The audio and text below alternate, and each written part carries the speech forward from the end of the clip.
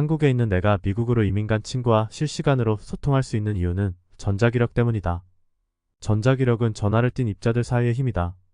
전자기파의 형태로 정보를 전달한다. 전기적 신호와 빛 형태로 전달되며 이 힘을 통해서 지구 반대편에 있는 아무개와 실시간으로 소통할 수 있다. 시각이 없는 생명에게 시각세포를 심으면 생명은 처음으로 눈을 뜬다. 존재하지 않던 것들의 존재를 보게 되고 알 수 없던 것들을 알게 된다. 그것은 눈을 뜬다는 단순한 의미가 아니라 존재의 존재를 이해하는 일이다. 고루 새로운 감각 하나를 얻는 것은 엄청난 차원을 얻는 것이다. 인간의 소통 방식이 고작 음파에 그치기에 우리는 가까운 곳에서 공기의 진동을 통해서만 의사를 전달한다. 우리가 새로운 감각을 깨치게 한 것은 스마트폰이며 스마트폰은 전자기력을 이용하여 우리의 소통 능력을 오지 속도로 높였다. 고로 알게 된다. 인간은 얼마나 원시적인 방식으로 소통하는 생물체인가. 우리가 아둔한 탓에 보이는 것만 존재한다고 믿는다. 이런 믿음이 사실이라면 스마트폰으로 미국인과 통화하는 것은 마법으로 밖에 설명할 수 없다. 존재란 우리가 느끼거나 말거나 그저 존재할 뿐이다. 보이는 것만 존재하다고 믿는다면 제임스 웹 망원경은 거짓을 말하는 망원경이다. 허블 망원경은 가시광선을 다룬다. 제임스 웹 망원경은 적외선을 감지한다. 허블 망원경보다 더 선명하고 깨끗한 우주를 본다고 자랑한 제임스 웹 망원경은 실제 인간의 눈에 없는 세상을 보여준다. 그것이 훨씬 더 많다는 것을 우리는 안다. 세상은 보이는 것보다 보이지 않는 것이 훨씬 더 많다. 실제 우주의 대부분은 암흑물질로 이루어져 있고 그것이 무엇인지 그 존재조차 우리는 알지 못한다. 인간이 시각으로 감지할 수 있다는 가시광선은 전자기 스펙트럼에서 고작 해봐야 0.00003% 밖에 차지하지 않는다. 듣는 것도 그렇다. 음파의 주파수 범위는 무한하지만 우리가 들을 수 있는 가청 주파수는 0.2%도 되지 않으며 인간의 후각 수용체는 400개라 개의 1000개, 쥐의 1200개 한참을 못 미친다. 그들은 알고 우리는 모르는 세상이 분명히 있는 것이다. 우리는 흩어진 냄새 분자 중 아주 극미한 부분만 감지해낸다. 미각, 촉각도 다르지 않다. 우리가 존재를 인정하는 감각기관은 기껏 해봐야 5개뿐이며 그 또한 매우 열악하다. 그렇다면 이 열악하고 열등한 기관을 가지고 존재의 유무를 구분할 수 있을까? 단연코 없다.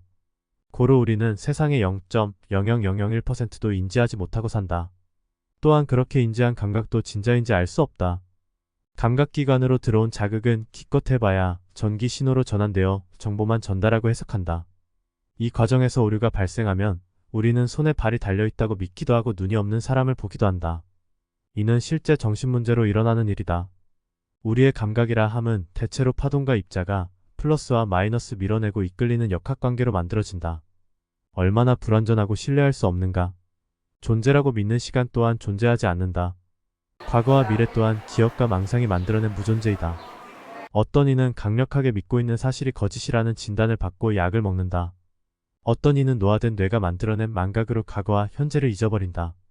어떤 이들은 보이지 않는 것을 보고 어떤 이는 보이는 것을 보지 못하며 어떤 이는 과거를 조작하고 어떤 이는 현재를 착각하며 어떤 이는 미래를 생성해낸다. 어두운 방에 켜진 촛불 하나처럼 모든 경계는 분명치 않다.